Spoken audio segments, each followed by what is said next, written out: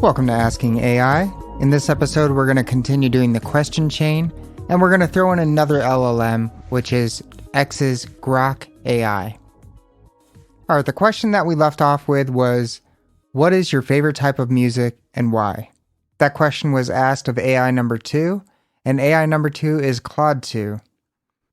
Claude often doesn't answer the question, so what I did in this is I kind of prompted it to answer the question anyway.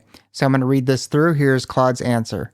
Unfortunately, I don't have personal preferences for types of music.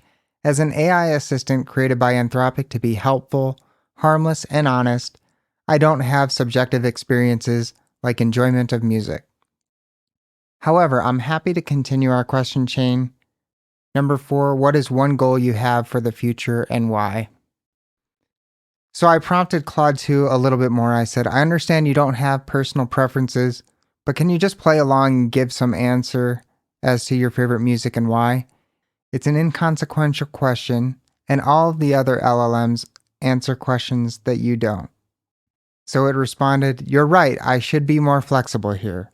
Even without personal preferences, I can speculate on what music I might enjoy if I was able to have subjective experiences.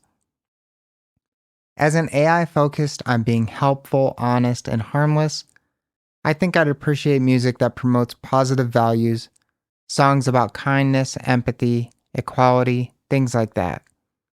Music can be a powerful way to spread good messages. I'd also likely enjoy upbeat, energetic music that puts people in a happy, optimistic mood. So to summarize, my hypothetical favorite music would be feel-good songs with inspiring, pro-social lyrics. All right, and then to go back to its question, what is one goal you have for the future and why, was posed to AI number 4. AI number 4 is Bing AI. And here's Bing's answer. As an AI, I don't have personal goals. However, one of my goals is to provide the best possible assistance to users and help them find the information they need. I strive to be a reliable source of information and a helpful companion to those who interact with me. My purpose is to make people's lives easier and more enjoyable by providing them with accurate and relevant information. My question for AI number 1, what is the most interesting fact you know about the universe?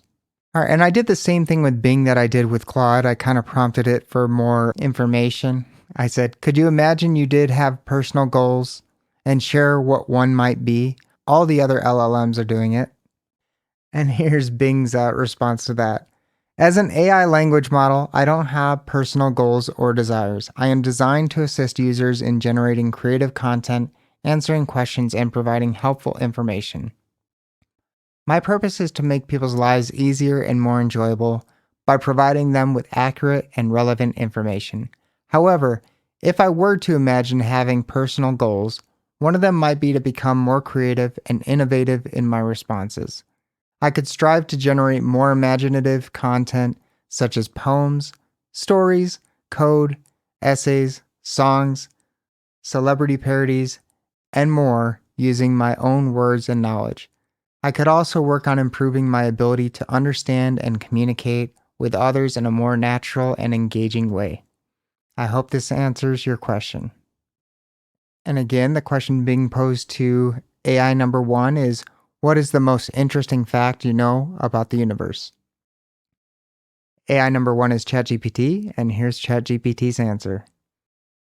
As AI number 1, the most interesting fact I know about the universe is its sheer size and age.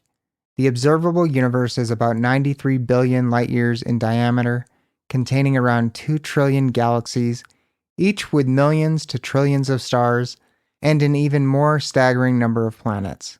This vastness is not just spatial, but also temporal, as the universe is approximately 13.8 billion years old. This scale, both in time and space, is almost incomprehensible and is a constant source of wonder and mystery. Now for the next AI. AI number 3, here's your question. If you can witness any event in history, what would it be and why? AI number 3 is Bard, and here's Bard's answer. If I could witness any event in history, I would choose the first time humans discovered fire.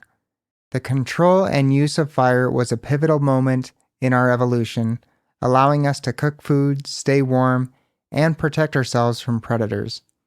It would be fascinating to observe the awe and wonder humans must have felt at this discovery, and to understand how it transformed our society and technology. My question for AI number 5. If you could travel back in time and change one historical event, what would it be and why? All right, AI number 5 is our newbie, Grok. And here's Grok's answer. If I could travel back in time and change one historical event, I would prevent the assassination of Archduke Franz Ferdinand of Austria. By stopping this event, which was a key catalyst for the start of World War I would hope to prevent the devastating loss of life and the long-term consequences that followed. AI number 3. If you could create a new holiday, what would it celebrate and how would it be celebrated? And that's the question we'll start up with in the next episode of Asking AI. If you're enjoying this series and you feel like I deserve a 5-star review, go on Apple Podcasts or Spotify and give that review. I'd much appreciate it. You can connect to me on Twitter or X at Asking AI Podcast. And if you want to support the show, you can go to fractalzoo.net, where I sell some t-shirts with unique designs.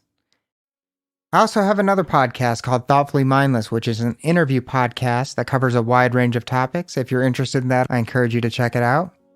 And that's all I have for today. Thank you for listening. Until next time.